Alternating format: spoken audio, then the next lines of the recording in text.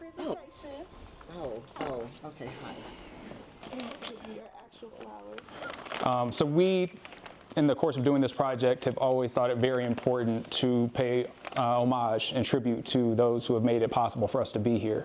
Candace was very adamant that we need to give people their flowers before it's too late, while they can still smell them. Too often we wait until formal retirements or their absence from the academy altogether. And Darin has been, if nothing else, a shining light for so many of us in this space. Has always led with courage, candor, and conviction, and held us accountable in the most loving and honest ways. And so we wanted to take a moment while we were here to be able to just love on you and to share publicly how much that we love and appreciate you by, of course, giving you a ceremonial bouquet and also the very first physical portraits from our series for you to unveil. And we hope that it is both big enough to be important and small enough to pack away as you may need to. But thank you for everything that you've done, for making this space possible, for making us possible, and all that you've contributed in your now 25 years of exemplary service. So thank you. Thank you.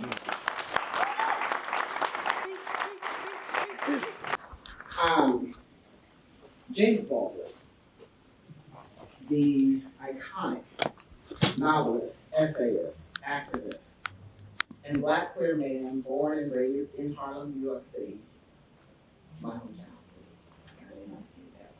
city. Once said, "You write in order to change the world, knowing perfectly well that you probably can't, but also knowing that literature is indispensable to the world. The world changes according to the way people see it, and if you alter, even by a millimeter, the way a person looks or people look at reality, then you can change it." Baldwin speaks here of literature, referring primarily to novels, poetry, and essays. And I see those forms of literature to be in company with the best of academic research and scholarly writing as forms of world making. Scholarship as world making happens when we push research questions to go beyond the mere documenting of what is, and instead use our questions to pursue the how, the why, and the what if. It is about studying the canary in the coal mine for the purpose of transforming the coal mine, not to dissect the canary and merely report that it died. When I began my doctoral program in higher education administration, as it was called then, as a Holmes Scholar in the Profs program at The Ohio State University in 1998, I declared that I wanted my research and scholarship to transform higher education, to be a more radically democratic space where all students, especially those who were minoritized, could experience the learning, development, and growth I felt uniquely shaped by the college environment. I wanted to equip the professionals who work directly with students beyond the classroom to recognize and reckon with the duality minoritized students exist within. On one hand, being an achieving college student, the pride of their family, with hopes and dreams of giving back to their communities, and also escaping the hardness of their childhood.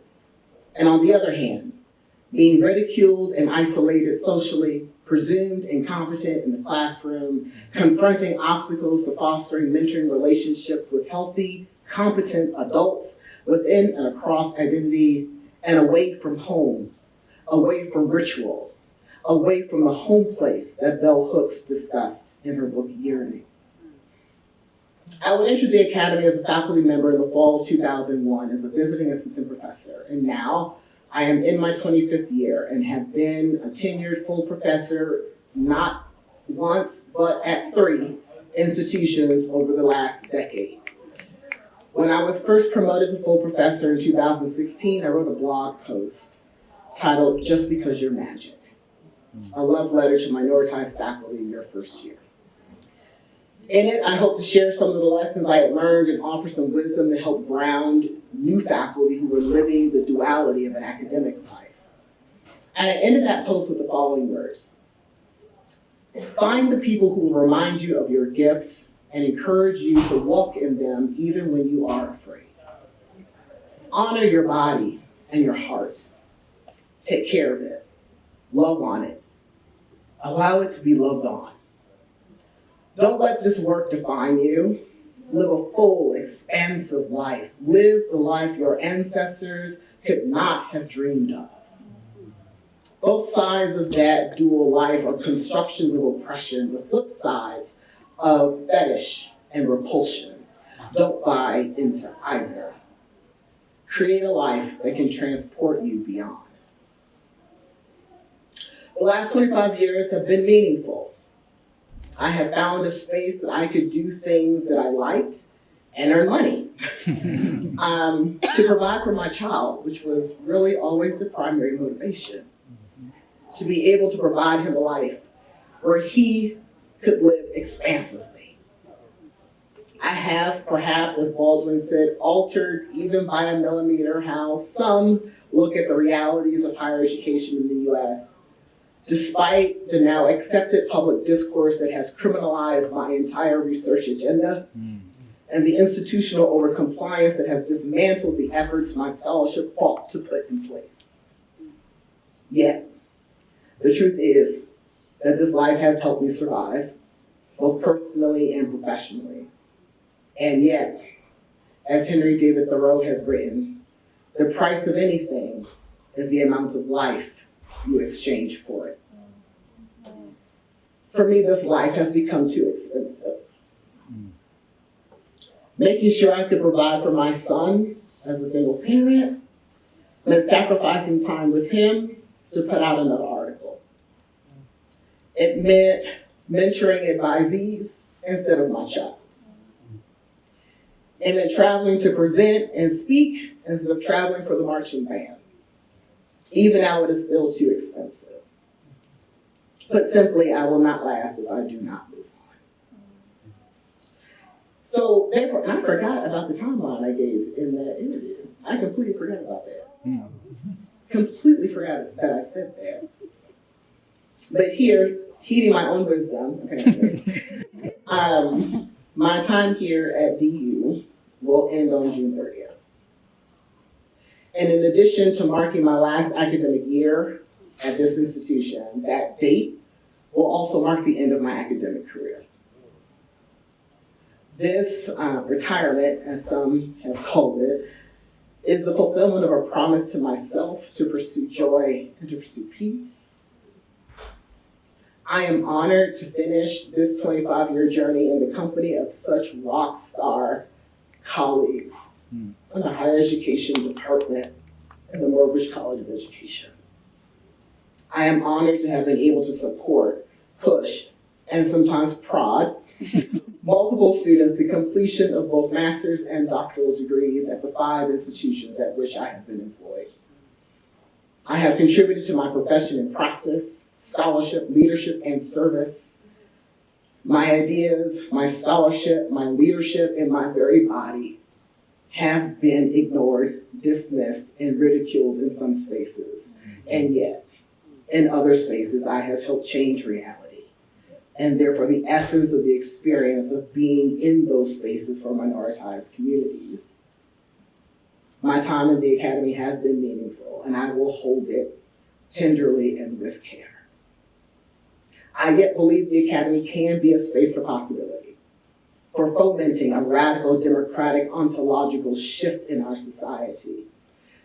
And the academy must be such a space.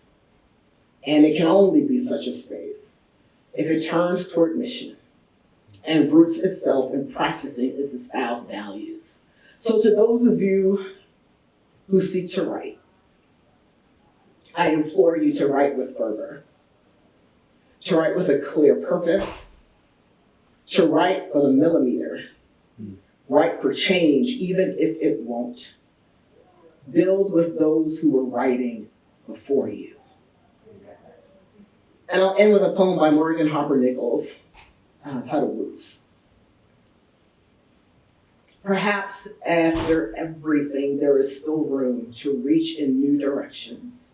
And there are parts of who you are slowly finding space to stretch deeper and further in ways that matter. Pressing through the soil, you are learning there has always been depth to you. Even when hidden from the surface, there has been this landscape of connections with uncovering. New pathways are forming all around you. Your depth continues to expand. This living process will often feel slow, but you must remember the ground is still shifting. You are steadying as you grow. Thank you.